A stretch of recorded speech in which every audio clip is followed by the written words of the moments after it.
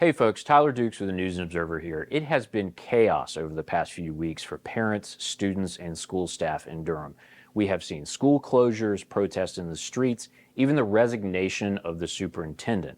Now, my colleague Mary Helen Moore has been all over the latest developments in this story, which really have been fast and furious over the last couple of days.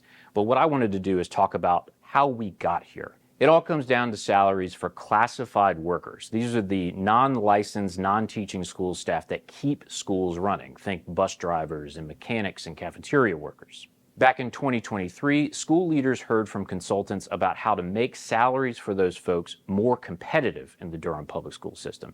And one big question was how to count work experience.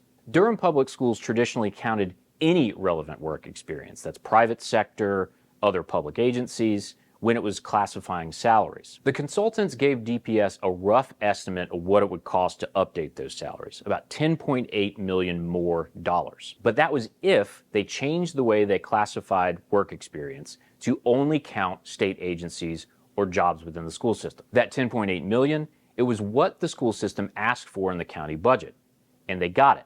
But what DPS did not do is change the way they counted work experience, and that cost a lot more money.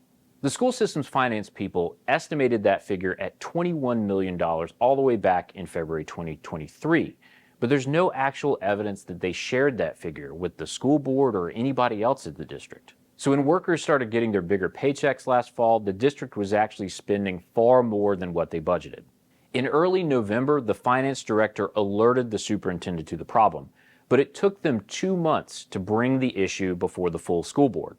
Now they're scrambling to fill a multi-million-dollar budget shortfall, and all of these promised salaries to those classified workers are hanging in the balance. Now, there's obviously much more to this story. Stay with the N&O as we keep digging.